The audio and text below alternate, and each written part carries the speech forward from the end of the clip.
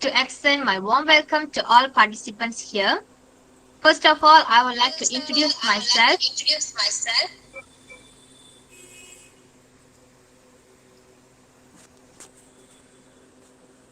I'm Yamuna Jodi Paranjodi, student of Professor Dr. Balakrishnan Parasuraman from University Malaysia Kelantan. Not audible.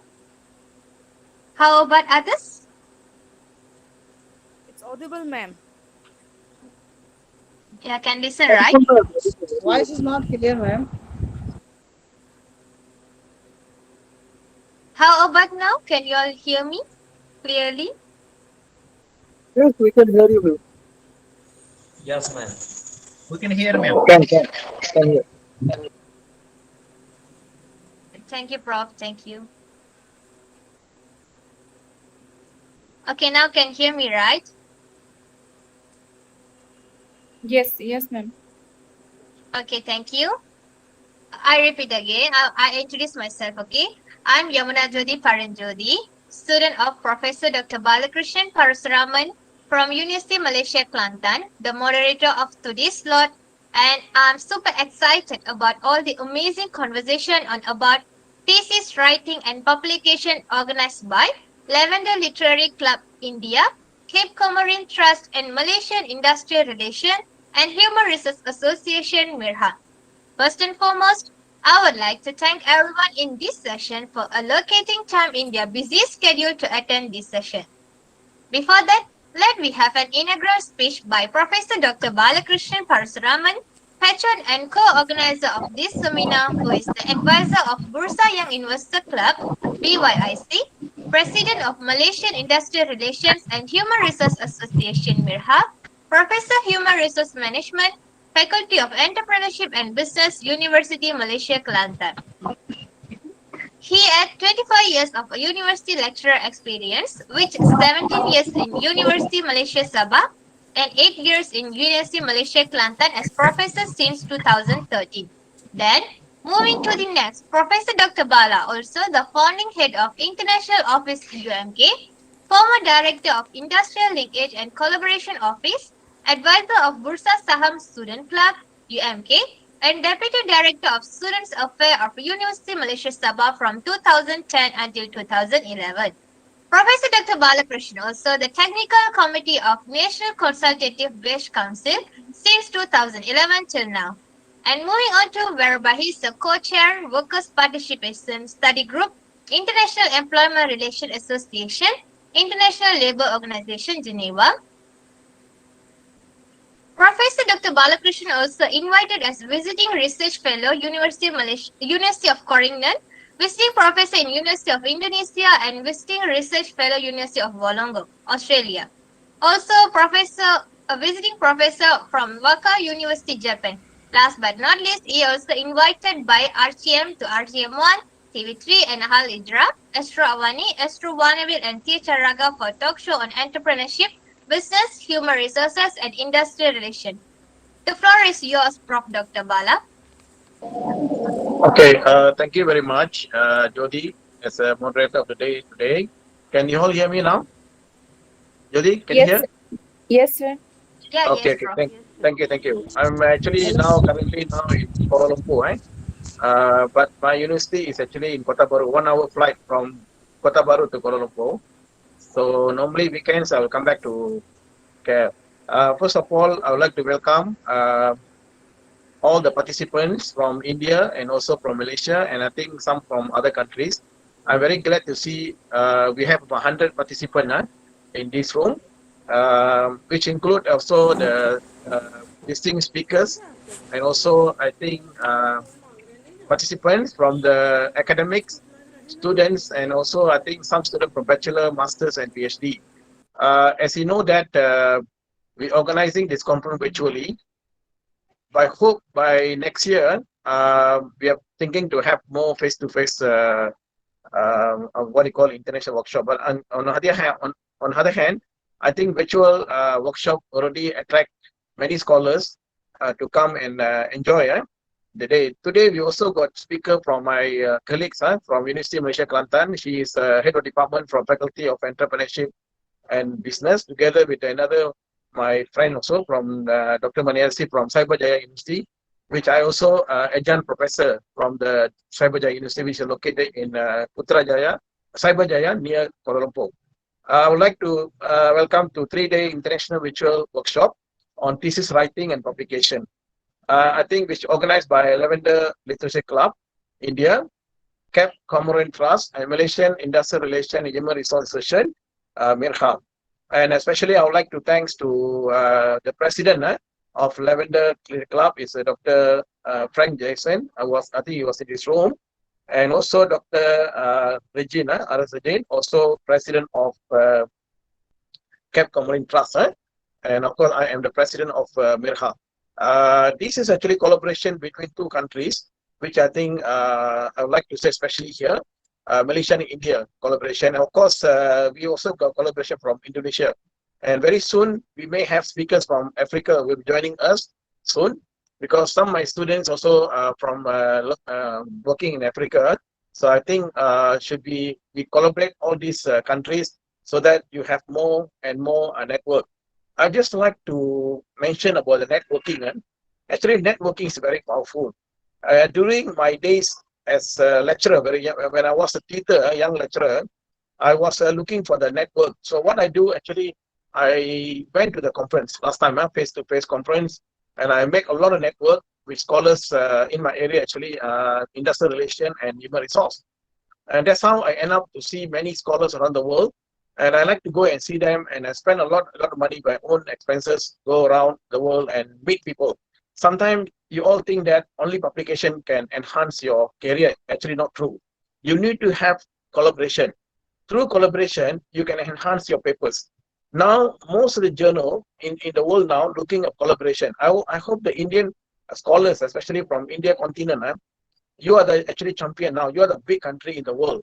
You can say that after China, India is the biggest population located, and you have very much highly potential to go abroad and impact. You all can work with the different parties. So I don't want all of you here just like working within your country, India. You also can work within your state, like state from Kerala, work Tamil Nadu, go to Mumbai. And in actual fact, I was in India many places. During my young age, I traveled to New Delhi, Mumbai. I went to Bangalore and Tamil Nadu. And now I'm more go to Tamil Nadu and Kerala and so on. So at that time, I make a close network. And apart from that, I think I would like to here also mention, especially for this thesis writing and publication, it's very, very important. How your thesis writing can go on the publication. Maybe you can start few papers from your thesis and go on the book, finally book. And that's what I did. I published a few articles, journals in the top journals in my area. And that's how I known by scholars from all over the world, especially from Latin America, North America, and Australia, New Zealand, Europe, and many countries, And after that, your final product will be book. So many people don't know a lot about that. A lot of theses stay on your desk. Nothing come out to the public. In fact, yesterday we have a virtual international conference with United Kingdom University, Nottingham University, and the UMK, my university. We have some collaboration. In fact, even scholars from United Kingdom agree with my point that collaboration is very, very important. So you can see that we are not only family located in India. No, we are actually got family all over the world. Look at yourself, myself, all same. We have no different. Only that we are born in your country, India. I born in Malaysia, and maybe Dr. Muna with me are also born in a different state. But we all in the one big family. Why we cannot collaborate? That's my question to be asked. So I become professor because of the network. The network is very powerful. So don't expecting you come your career to promote it. You're just sitting there on the room, nothing happens. So I encourage all of you here work together, and Lavender Leisure Club and Cap Comorin Malaysian Mirha, we're giving opportunity for you to collaborate. And I also like to young scholars here, those study bachelor, please proceed your study to masters and PhD, and we collaborate with the many scholars. So with that opening, I would like to thanks to all the participants here. I think you take your time. I really appreciate that. 106 people in this room. We will be benefited for 3 days workshop that we're going to happen today, tomorrow, and after tomorrow, Sunday. And at the time is very important. I hope you continue to come and join our our workshop. And it's not only first, we already done many workshops. And I hope that see you all again in one day in Malaysia.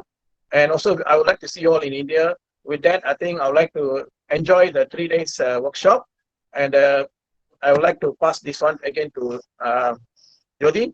The floor is to you. Thank you very much. I hope you all have a good day. Welcome. Thank you, sir. Thanks, Prof. Thanks, Prof. Moving right along, it is my pleasure to introduce our guest speaker, Dr. Maniarsi Govindasamy, Senior Lecturer in University of Cyberjaya, Malaysia. Before that, I would like to give a brief intro about our guest lecturer for the day. Dr. Maniarsi Govindasamy is a well-known as academician, trainer, and researcher. She obtained her PhD from University Putra, Malaysia. Her research area was in strategy human resource management. She has 17 years experience of teaching and 1 year in banking. She has been teaching various levels from foundation up to master during her career. Subjects of expertise are management, business, strategy management, entrepreneur, economic, international trade, international business, globalization, human resource management, culture and diversity, organizational behavior, consumer behavior, international human resource, marketing, international marketing, operation management, supply chain management, and total quality management.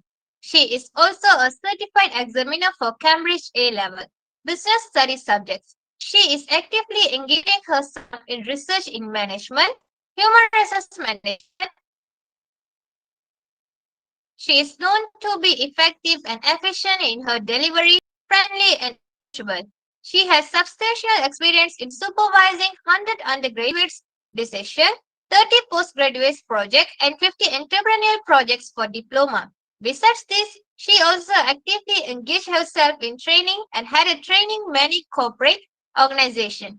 Her key training areas are employee engagement, organization culture, emotional intelligence, leadership, and DISC.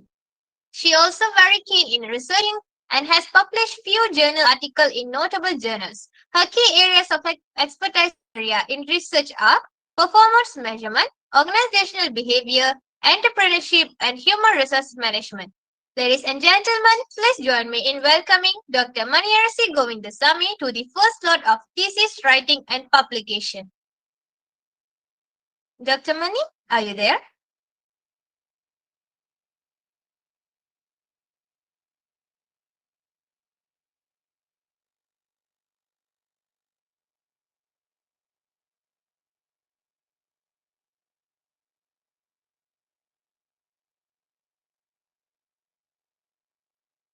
Dr. Mani? Hi, Hi, Doctor. can you hear me? How are you? Yeah, we can hear you clearly, Doctor. Right. Hi. Thank you, Jyoti, for that beautiful introduction of mine. Hi, everyone. How are you? Fine, ma'am. How are you? Fine, About Doctor. you? I'm Yeah, fine. I'm fine. Doctor. So it's Good, ma'am. such How a about you? Most beautiful. welcome, madam. Yeah, I'm fine. I'm fine. It's such a beautiful to see the collaboration between Malaysia, India, and other rest of the country. I'm not sure which country is here. So I'm trying to share my screen. I hope that you would be able to see my screen.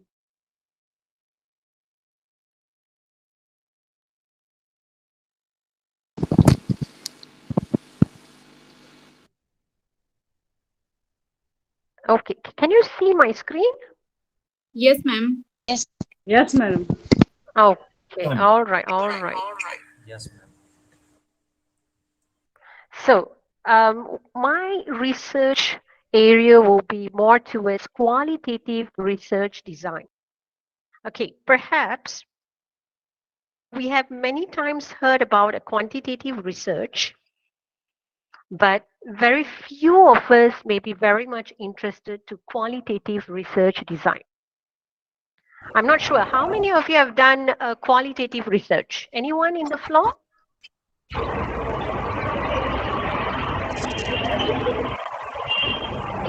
Sorry.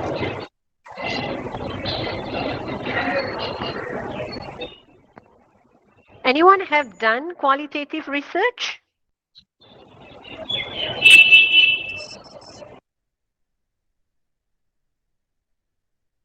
Hi, can you hear me? Yes. Okay. Jyoti, can you see my slide? Yes, yes, Yeah, I am can seeing Yes, you. ma'am. Okay, okay. All right. So my title today will be Qualitative Research Design. So what is actually qualitative research? Many times we have heard about quantitative, and quantitative research is becoming very famous. It had been famous. Many US, UK, European scholar, they have started this qualitative, which could be a very new phenomena for us because we are very much putting ourselves into quantitative. What we do is we always keen with SPSS, smart PLS, identifying these cross-sectional studies and so on. However, it is good for us to move from a quantitative perspective to something that is very new, which we can say it's qualitative. I even believe that Prof. Bala is also a qualitative person. So how do we actually met each other and how we become friends is because qualitative. Both of our research area was very much focused into qualitative. So what is actually qualitative? Qualitative is also partly a research method. But the thing is that we would be doing a different methods in this research design. What we will be doing is we start observation. That means recording what you have seen, heard, or encountered in detail with a field notes. Or we may also go into interviews and start analyzing it. See, qualitative research involves a lot in terms of collecting and analyzing non-numerical data. That means we can use text, video, or even audio to understand the concept, opinion, and also experiences. So, in case if you feel that you want to get the in-depth insight of a problem, and then you start to generate new ideas for your research, perhaps you have to choose a qualitative research design. A qualitative research design is opposite of quantitative. Because when you look at quantitative, what quantitative people will do is they start collecting and analyzing numerical data for statistical analysis. So, if you want to break the barrier, you don't want to justify anything through statistical analysis, then qualitative research is something that you may perhaps want to try. Because this qualitative research is commonly used in humanity, social science. And those who have this experience in education, sociology, history, they start to use qualitative research. So a qualitative research design, they have very specifying a research topic. That means your research topic will be more in terms of identifying of how or why. So the philosophical assumption is also would be slightly different comparatively to a quantitative. So we will have a different collection data technique, and also our approaches to data analysis will be a bit different. We have a different approach in writing up, and we still follow the boundary of having citation, reference, and also academic writing.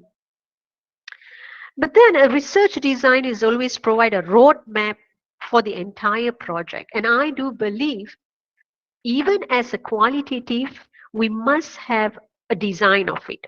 So let's explore more about qualitative. Now, if you look at here, normal research design will have 4 different types: quantitative, qualitative, analytical study, and mixed method. So where are we now is perfectly, we say no to quantitative. Okay, those who are doing quantitative, please excuse me. I'm a qualitative person, so I'm here also to speak on the qualitative approaches. So where is our research design? Our research design will be focusing on case study, phenomenology, ethnography, and grounded theory. The difference between a quantitative and qualitative is that the way we look into our research design, sampling size, and also how we conduct the study. Ours will not have statistical measure. At the same time, we don't use much numerical justification. So, approaches that we may want to use to further up is starting with inquiry. So normally a qualitative research will have a lot of questions like, how does social media shape body image in teenagers? How do children and adults interpret healthy eating in UK? So basically, if we look at these two questions, the first question, how does social media shape body image in teenagers? It will be very difficult if you want to just use a questionnaire to look into how the teenager feels about it or how actually social media is shaping them. Simple reason is because you want to conduct an in-depth information. That means you want to go in detail. You want to grab it more and more knowledge about it. So one of the best approach is qualitative by doing an interview and also observation. Now, how do we know adults interpret healthy eating? See, a quantitative people will say that let's distribute a questionnaire. Yes, you would be able to distribute 100 questionnaire, but that questionnaire is very much guided. They have to tick the box. Comparatively, a qualitative person will try to explore and more by asking questions that is relevant. We can even observe a body language of the person that you are keen to interview. That means you will be doing obviously a primary data collection, but this will have more in-depth. So this research become very popular and people start using it to understand how people experience. Because people experience, they can't share you just answering a questionnaire. So there must be more. So we do explorative study by exploring each and every one. Because human behavior is very complex. People behave very differently because of different personality, okay, different way of perception, culture, education, all these influence us to become very different. So we can't generalize by just focusing on a questionnaire and just putting it as it is. So there are many approaches to qualitative research, which we tend to be very flexible and focus on retaining reach. Okay, the meaning of reach is that we start explore and we try to gather more and more by doing interview, by understanding, by looking around, observing the environment, observing each and every one, so that we would be able to put ourselves in the people that we choose as a sample. Right. So a qualitative approaches is where a research approach refers to a general way of thinking and conducting the research. So in here is where we clearly understand what is our purpose. So a question like why, explore, investigate, that is where you are trying to move into a qualitative approach. Lately, I have a student who come to me, a PhD student was telling me that I want to go and identify how this digitalization and whether these people have something, a solid theory that how digitalization can overcome all this data breach. So I asked him, how do you want to do it? He said, I want to really go in deep, explore and create this framework. All right, very good idea. Do there is any theory that you wanted to use? Then he told me that I have searched, but I couldn't get a solid theory to support. Then I told him, there you are. You are moving from a quantitative perspective to a qualitative approach. Why? First, his purpose of the research, he want to explore and he want to really get in depth of why digitalization and how digitalization is influencing, and is there any mechanism. So he's going to measure this mechanism, so he needs to explore. So the purpose is that. Second, his role, the way he put his role is, at the end of the day, he want to create this framework. So that clearly identify that the approach that you should use is qualitative approach. Now, a key qualitative analysis or research approach actually included many areas, okay, like case study, phenomenology, ethnography, grounded theory, narrative analysis, or biographical analysis. Normally, as a business management student, the narrative analysis and biographical analysis is something that we may not want to use much unless we want to write a historical paper about someone. So as a business management, marketing, commerce students, we are more associated to use a case study approach, phenomenology, ethnography, or grounded theory. So for some of you who are not a qualitative researcher, this may sound very jargon for you. Now let's explore what is this. So what is case study?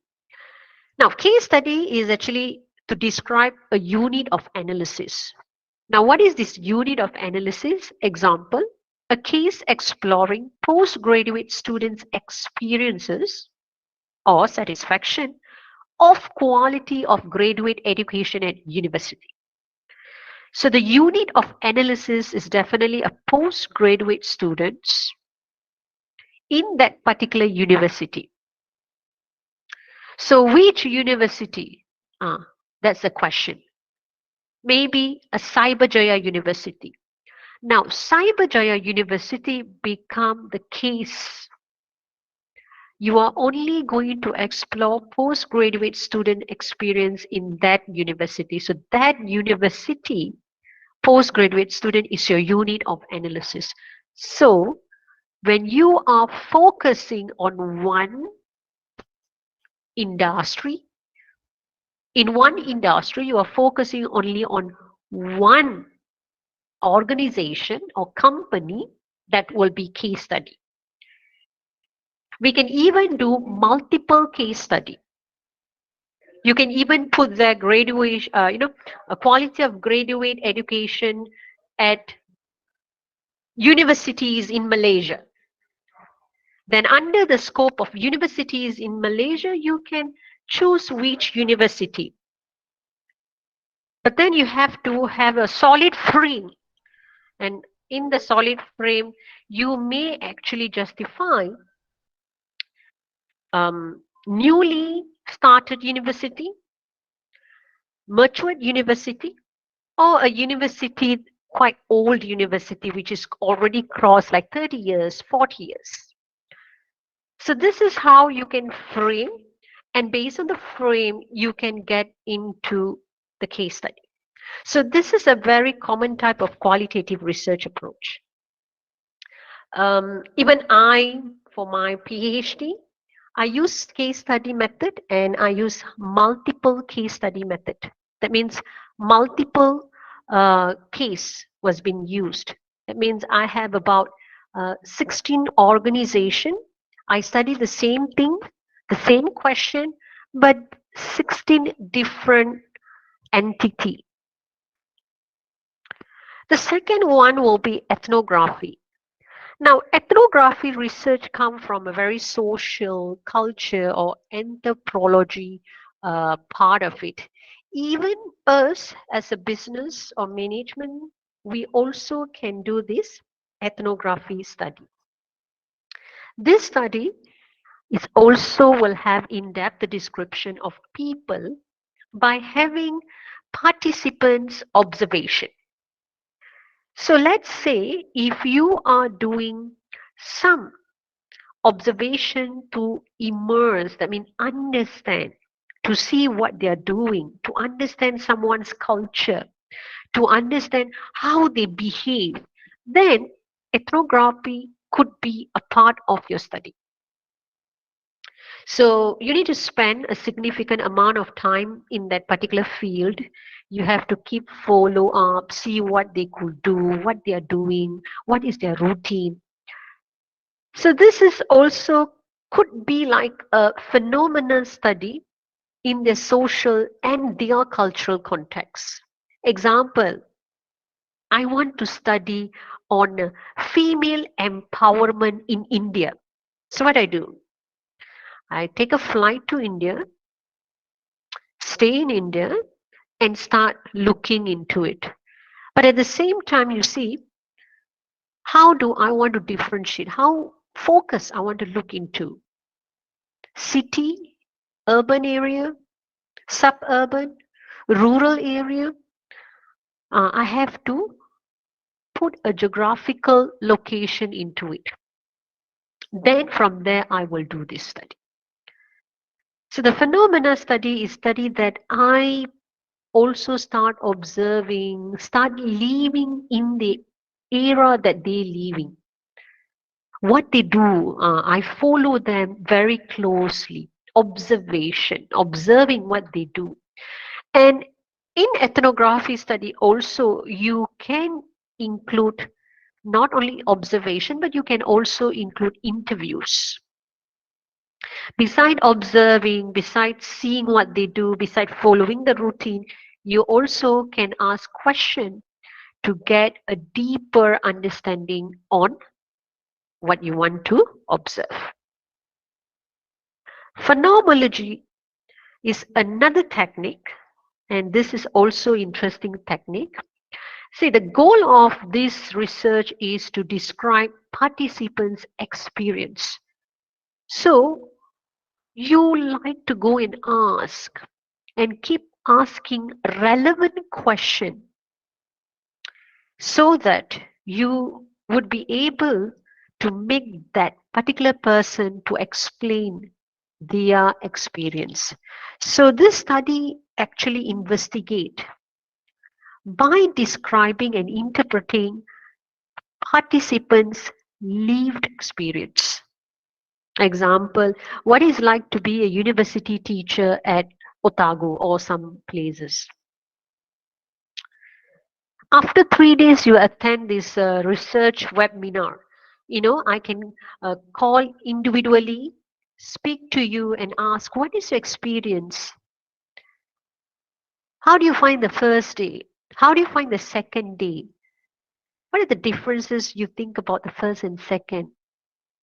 Are you happy about it? This is how you put more question to explore. And the person would be sharing the experience. So normally for phenomenology study, it is also important for us to differentiate or having a framework to identify who would be the unit of analysis. To understand experiences, you need at least a person who have more than a year experience. You can even compare more than a year, below 5 years, 10 years, 15 years, or more than 20 years experience. And then you compare and then you do this analysis. Very subjective because the interpretation you can't just make through a statistical analysis because very subjective. Different people will have different experience. So this study also, you can combine again observation, interview, okay, and moving around, taking pictures, observing, because text, video, audio, anything could be used as part of our research to enrich our research and assist our research. The next, definitely grounded theory. Okay, this approach is actually started back in 1960. Right? Many people think that qualitative or grounded theory is the latest thing that we are using. No, actually it's not. It started long back ago. The grounded theory is a theory that there is no theory and you are required to develop a theory based on the interactive process. Your observation, asking their experience, working with them, looking at all the data that they have, and then trying to create a framework. And from the framework, you could develop a theory. So this is considered quite complex. And you can't do this because in a quantitative study, you should have IV and DV. You should have a hypothesis, and then you're going to test a causal relationship, or you want to look into the mediating or moderating process. So how do you develop the framework? Because you already have some theory to support it. But in this situation, it's purely you have no theory, but you are going to build a theory. So it's definitely going to be very complex. So we're going to ask question and then looking into the actual situation and start to justify our research findings. So grounded theory is definitely you need to work more hard in order to work on it and try to get into the details. Narrative inquiry, as I told you, if you come from a management perspective or business, commerce, marketing, HR, we may not really move into a narrative inquiry. But this started also long ago. In 90s itself, this became very popular. Why it is popular? Because many people in the anthropology, sociology, education, nursing, law, linguistic, they used to do this. And very much important is given to the language. So in this situation, researcher, they state their philosophical position and show how that influenced their research practices. So you may have a thought, and based on the thought, you start questioning and start finding logical sequence. So you can examine a story, how they are told, and understand that from the perception of your participants and also their experience. So you can also see whether that is very much related to you or is there any contrast in between. Normally all this philosophy, the people will start to look into. I read one article, they talk about the Gandhian philosophy. So they actually do it in a very narrative inquiry. They go around and ask how Gandhi's philosophy actually influenced their life, and how Gandhi's all this philosophy has influenced their daily life and so on. They had make a such, and they put as a narrative inquiry. So human make a lot of sense, because this is one of the way that you can tell your story. And this story you tell through the language, any language that you believe you can convince. It either can be English or any language that you want it to be reached to the community. So in the narrative, language is a social tool for communicating. So you are bringing the reality into the actual narrative. So beliefs and behaviors is also part of a reason why you want to do a narrative inquiry. So the narrative will be very persuasive, and obviously it will be interpretative. So normally the stories are symbol of actions that create a social reality. So if you want to talk about this power abuse, inequality, Karl Marx, all this philosophical theory, perhaps narrative inquiry will be one of the most way that we want to explore and look in detail. So other form of narrative is biography. This study is of an individual based on their experience told to the researcher. So you can go and look into one life history, an individual person life, and then write a biography. Or maybe you can have some cultural themes, society, or you come across a very rare society or something that attract in the society, and you want to start right. How does the society come into this culture, the culture transformation, and so on? Then maybe a biography will work. So this is also, you can just interview this person, do an oral interview, and gather personal recollections of events, cause, their effect from an individual or several individuals. So example, okay, after many years, okay, after another 30-40 years, perhaps somebody want to write about my biography. So they may interview me if I'm still alive, okay, or they may interview my children, my friends, my colleagues, to actually write a biography.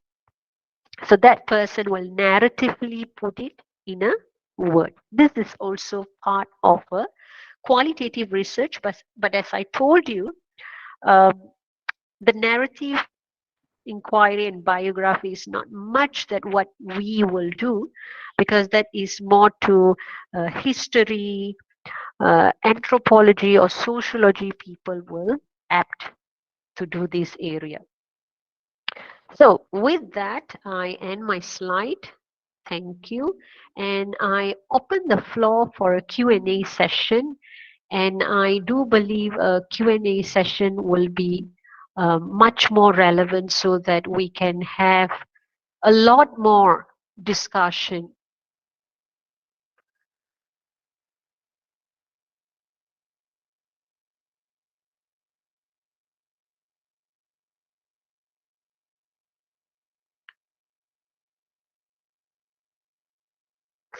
Let's feel free to ask about the question, especially anyone wanted to put into this qualitative research.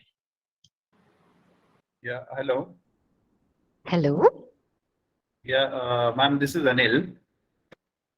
Yes. Yeah, so actually I wanted to know if qualitative analysis can be applied for studying social media footprints or behavior of a customer. Okay. All right. Now you have to ask yourself, if you want to study the behavior, okay, what you are going to explore? Are you going to explore something? I want to understand his buying behavior, what kind of products he is purchasing, whether he's doing any online transaction or how he is doing it. So basically I want to study his financial discipline on social media. Okay, so you have used a keyword there, understand. How can you understand a person if you just give a questionnaire? The person will tick A, B, C, D and pass it back to you. So you already have something that, it looks like you have guided the person to choose A, B, C, D, E. But if you really want to understand, you can observe the way they purchase, or you interview the customer. So there you will be falling into a qualitative research. So it's all go back to how do you want to construct your research objective. The way you construct your research objective, that will open the window of opportunity whether you are going towards a quantitative person or a qualitative person.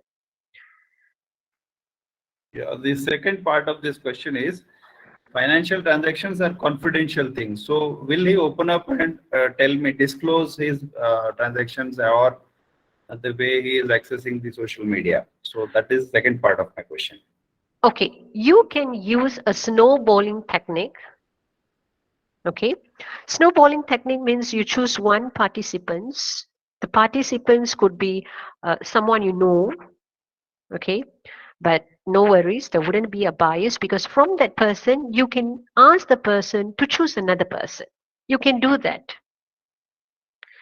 And always remember, even it's a qualitative or quantitative, normally we will have a lot of difficulties in getting respondent. So in terms of your question, you can tell them this is only for the perspective of education. So be you have to be more transparent to them that there is no any hidden part of it. Okay, this is for the study purpose. You can show your identity and start doing it. Sometimes it is difficult to get people from outside. So you can pick someone from your relatives and then ask them whether they have some connection, someone who able to tell it to you. And then you can use this group. Yeah, fair enough. Thank you, ma'am. Okay, there is a question by Nisha. Doctor, can narrative inquiry be used for English literature, as in picking a literary theory? Yes, can Nisha. You can do that because if you are already a literature student, I think part of your job will be mostly involved in a very narrative inquiry. That's why I said for a management student or those who come under the roof, because we are very holistic person, you see, like marketing, consumer behavior, maybe this would not suit us much.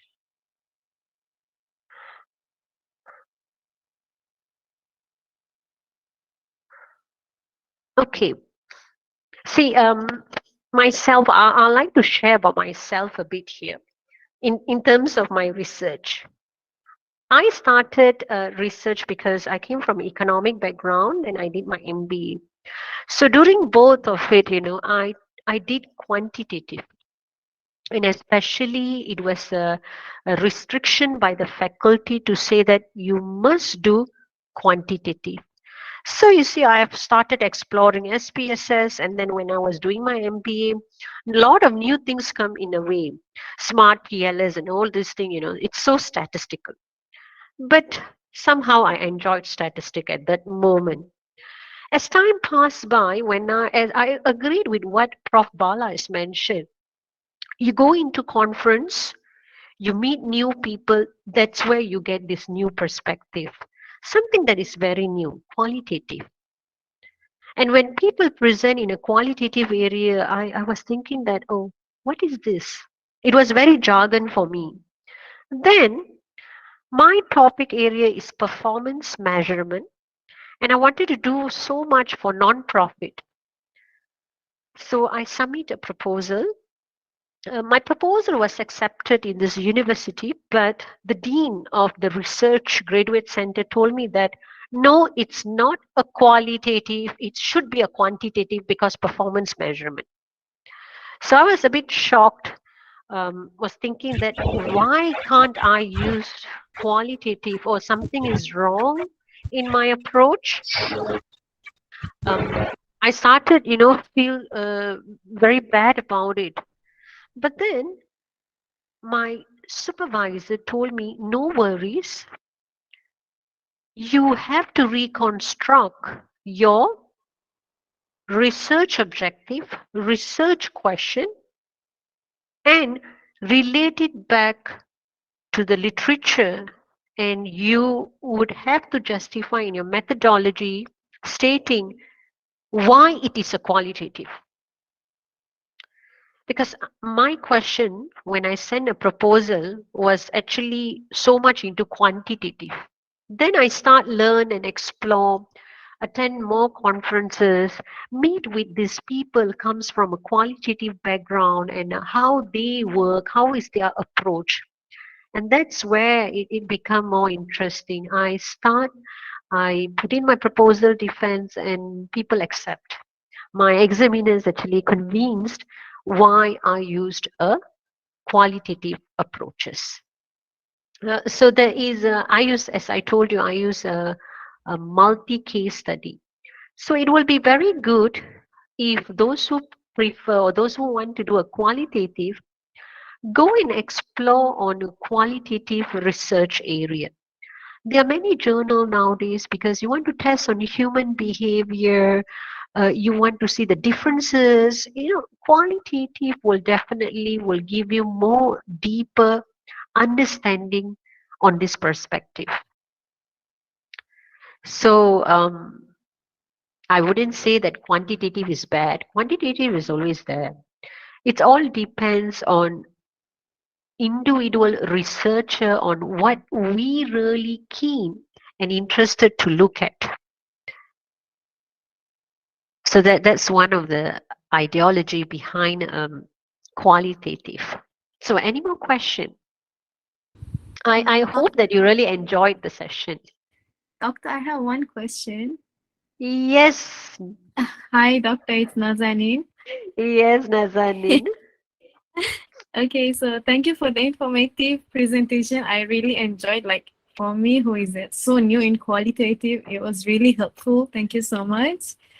So my question is that, like, let's say, for example, I'm preparing for my proposal defense, right? For a qualitative proposal defense, is it necessary to have the interview questions attached with the proposal as well? With the first 3 chapters, or it's not required? Okay, basically, it's not required. It's really not required. Okay, even quantitative also we don't really specify students to put in the questions. Why? Because you have to explore. You can take the questions from previous journal, or you may do a pilot testing. See, pilot testing and pilot study is quite very important. First, you can try to get it from your supervisors, how they have done it, how they got these ideas and get the structure of the question. Second, if you're doing in a certain industry, you can ask the industry players questions, and then you start explore. Sometimes what will happen to us is when you go and interview a person, you will try to come out with impromptu questions. It happened. So you can't be so strict with the framework that you have. Example, when you go and before you meet someone, you may have 10 questions. But as the candidate or the person that you are interviewing, they start talking to you, you will try to explore more and more. So from 10 questions, it may end up more questions. To be honest, I actually pick few questions from previous journals where they have done this in certain European countries, US, they have done it. So I only have, to be honest, I was having only 15 questions. So I was very shocked, because I'm also first in qualitative, right? First time. So I was like, Does this 15 is enough? So when I go and meet my supervisor say, no worry, go and do a pilot interview. So because it's a non-profit organization, I have a friend working in UNICEF. So I used her as my white mice, okay. I tested with her. NASA, to be honest, your interview will take more longer. It taken mine. I'm not sure whether we are friends or what. I make it like 45 minutes, but it end up like 2.5 hours. My 15 question end up become 28 questions.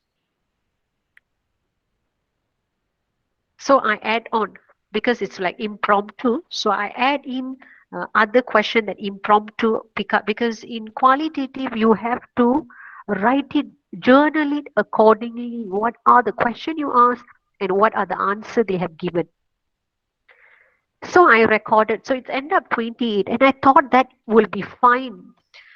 Then I start constructing, and I wanted to go and meet others. The second person that I go and interview, I add on and add on. To be honest, at the end of the day, I have 42 questions. And I only present that 42 question, full set of 42 questions during my Viva. But I was keep updating my supervisor, and my supervisor said, you see, did you get all the knowledge that you needed? Yes. I was having more than what I should have. I was so happy because I learned very new aspect. I wanted to build a framework.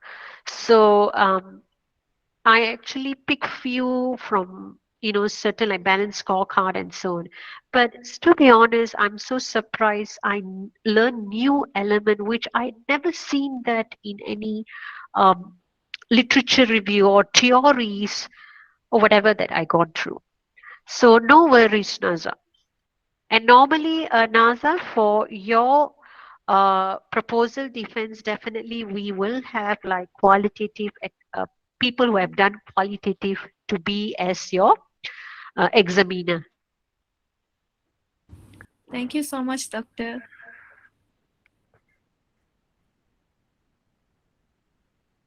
Any more question from the floor? Good evening, ma'am. This is Dr. Kausalya Kumari from Mithras College, Tamil Nadu. Okay. Ma'am, I have one question. Is it possible to use quality approach to all subjects? Especially I am from history background. That's what I'm asking. Can. History people, that's why I said it's like this biography. There are some sort of different approaches, but you can still use it. But example, let's say you want to go and observe the history of Kanyakumari example. Oh, yes, ma'am. So how do you get into this history? First, you will get it through secondary data, whatever that is collected, right? So it's secondary data. So we use secondary data because you read, you observe. At the same time, you may want to go and interview some old people that has still in Kanyakumari. Oh. Maybe you go and meet somebody who was like 80 years old, 90 years old. You can interview them and ask, how was Kanyakumari those days? How was now? And then you may want to watch some movies or something like that in the museum where they have taken anything about this Kanyakumari or so that. All that is possibly you can do. So you see, you are combining this observation, reading, and also you are actually go and interview few people. So it's workable. Okay. It's just that you are combining like ethnography and phenomenology, so that you don't fix into one part of this qualitative, but there are many aspects that you would be able to combine. Okay. Okay, ma'am. Thank you.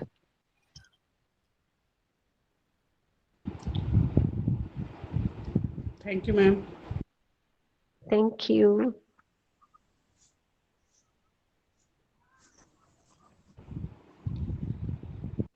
Okay, so if there is no further question, I pass it back to the chair lady of today, Miss Jodi. Good evening, ma'am. Doctor, please, I have a question. Yes, can go ahead. Good evening, Yeah, ma'am. I'm Harun Ibrahim from Ghana. I'm English. Yes, I think the one from the Ghana first. Hi. Okay, so I'm Harun Ibrahim from Ghana. I'm a medical practitioner, doing medicine. I would like to know, I will be going to do my master's soon. I want to find out from you, as in this 21st century, as students, scholars, academicians, when we want to decide on a research topic, what should be the criteria?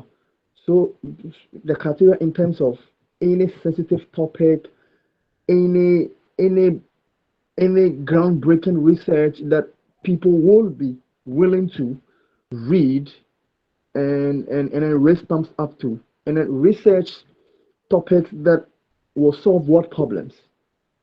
What should be the criteria? Okay.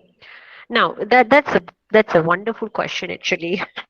All right. See, there are a few things that you may want to look into. First, you can see whether it's a current issue and is that related to the field that you are currently doing. So you are in a medical.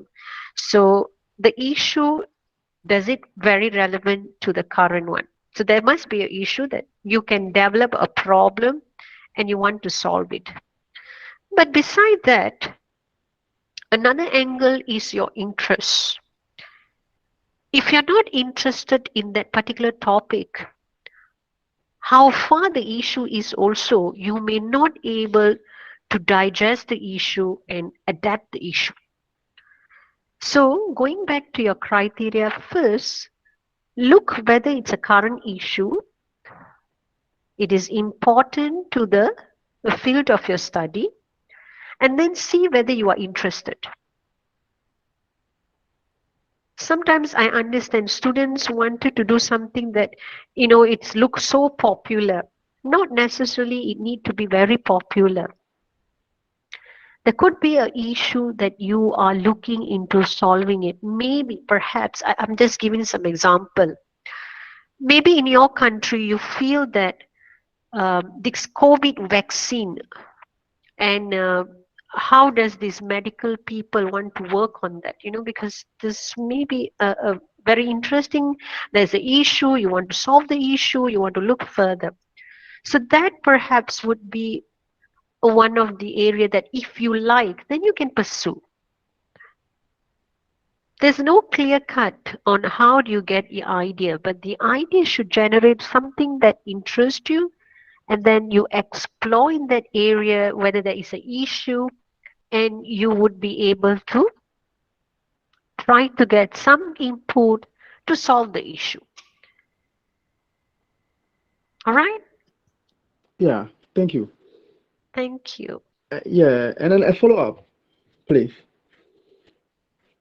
Currently in Ghana, we are experiencing vaccine hesitancy in reference to the example you just gave. I'm a member of the Ghana Red Cross Society. In collaboration with Ministry of Health and Ghana Health Service, we are undergoing COVID-19 vaccine hesitancy sensitization program.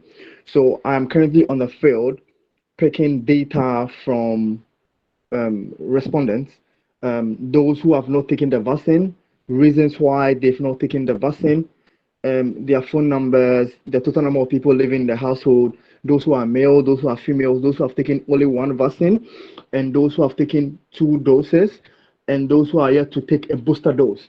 So I move from house to house, church to church, mosque to mosque, talk to people, over 500 at a go.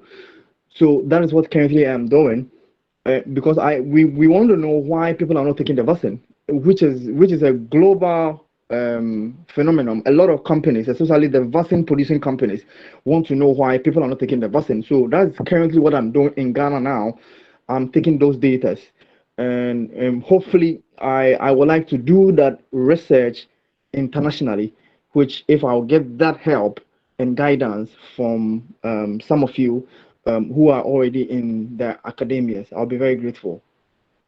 Sure, sure. I hope that you may get someone that is related from this area.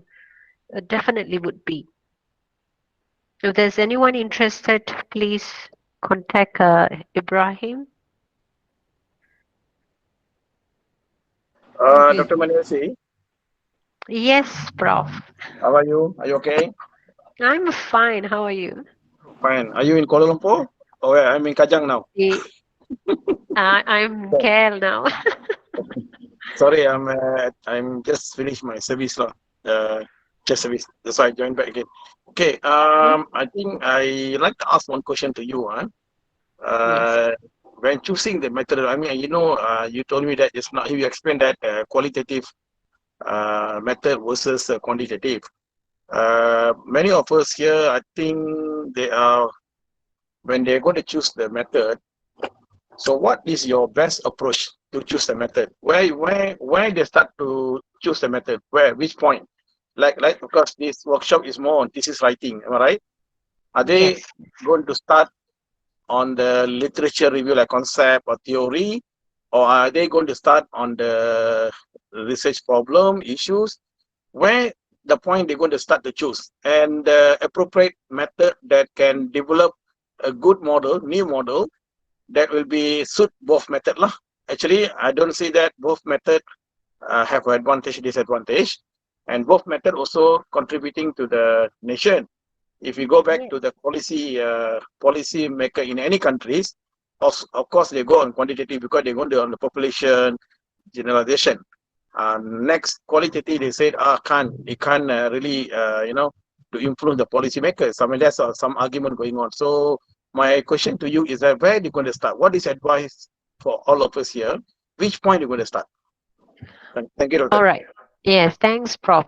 I think you will agree with me if I say the first thing that we need to look is problem statement, because that is where we will identify what is the issue. From issue, because many people think, I want to start from title. Give me a title, give me a title. Everybody is so excited of getting a title. It's not getting a title. What is the issue? How are these issues being developed? That's where you come into your problem statement. So you look into the theory. Is there a problem from the methodology? And all this is where it started as the root of your thesis. So the heart of your thesis, it's actually at the problem statement. Now, when you are exploring your problem statement, this is where you get your idea informing what is your aim. Now, your aim is where you will construct your research objective and question. The moment you step into your research question and objective, that is also a way you will know your methodology, whether you want to go into quantitative and qualitative. But there are some students come and ask me, we do not know what is the problem that we want to explore. We do not know what is the issue, but we know we want to do something in digitalization. So my advice is read journals, at least 5 to 10 journals under the heading of digitalization. Now, when you read these 10 journals, these journals will guide you to see, oh, where are the problem coming from? Oh, these are the area, there is a problem. So there is a gap there, that is the issue. So that will guide you into your problem statement.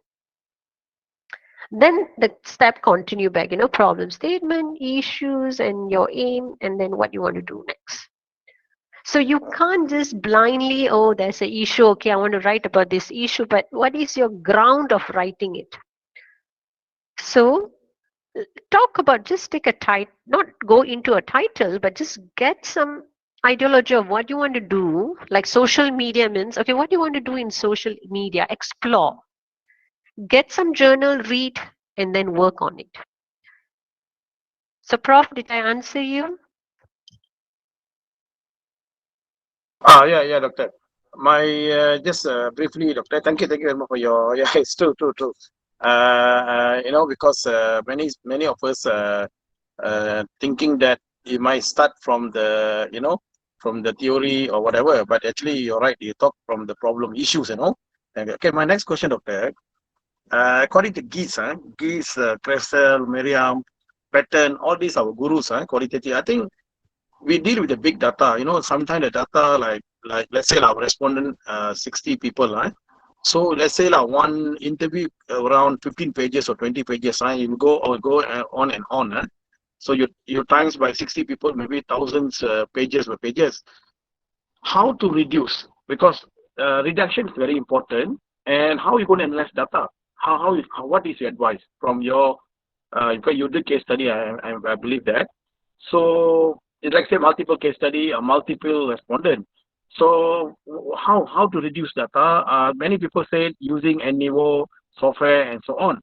But some scholars say no need. You just go on the certain method. So how you analyze data? And that's, I think, critical part. I think most of us having process. Can you briefly explain to a step to be taken to deal with the big data and how to reduce and finally make sense and make meaning to the research issues or research or question and so on. So, doctor, please. Okay. I think mine, in case, I think those who have a big data, then perhaps you have to read on Miriam. 2012, she has written an article on how we can go about it. See, when we take a qualitative, it's an interview. There's a technique. Let's say if your first 10 respondent is telling the same thing, example, they are telling about face mask, that's the keyword. So all the 10 is keep repeating the same thing. So you can see that the pattern is also moving towards that key area, right? So by that, at a point of time, you can use that as a cut point. We no need to explore 60. Sometimes, yes, you can go ahead and do 60 interviews, but you can have some sort of like a percentage, seeing that if it is keep on repeating and repeating and repeating, you can actually stop at a point of time. So I read on Mariam, she say even 15 or 20 is enough. If all the 15 respondent has used the same wording. Example, leadership. Okay, so I talk about leadership. Prof. Bala talk about leadership. Then another 10 people talk about leadership. That leadership is a keyword. Because we pick from the keyword. So if everyone is giving the same thing, the same attributes or factors, then you should know where to stop it. So sometimes it's good to go ahead and have a lot of information, but at a point of time, you know, when you do it by yourself, you will say, hey, the first interview also have done this. Okay, the second also is mentioning this. I advise for those who are doing this qualitative. Obviously, this NVivo and Atlas TI has this mechanism to drop, but I would suggest you to have your own journal. That means book, to write it down. You know, you go back home after listening to the recording, you write it down so you know that there is a key. Because many neurons are in our hand, you know, so when you write, you can remember.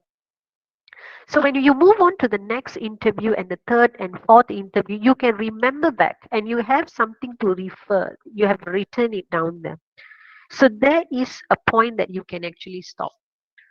So basically, I have chosen 15. Actually, there was more, but I stopped at 16 actually, because I felt that many of them, not many, you know, I think 15 respondents touched the same thing. Only few give me a new perspective. So that is how it should go. So you must do a recording. You must get your journal or a diary and see the consistency. Then you will know. So maybe you no need to go until 30, 40 interviews, unless the first 5 you interview is telling different, the next 6, 7, 8 is telling you different, then you can extend more. Then if the 9, 10, 11 is giving you a different perspective, then extend more. Until a phase that you feel that, oh, majority are talking on the same concept or attribute, then you will know it. That's the cut point that you can keep to yourself. But I would advise those who planning to get more in depth to go and read on Miriam. There's Miriam 2012. There's some good article she wrote on the steps that you may want to use. Okay, doctor. Thank you very much for excellent answer response. Thanks. Thank you, Prof. So if there's no further question, then I'll pass this to our speaker, Jodi. Thank you. Thank you, Doctor. Thank you very much for the informative and interesting sharing session, Doctor. We learned more new knowledge about qualitative research from your session, Doctor. I really appreciate your time and your energy and your knowledge that you give to us, Doctor. Thank you so much once again.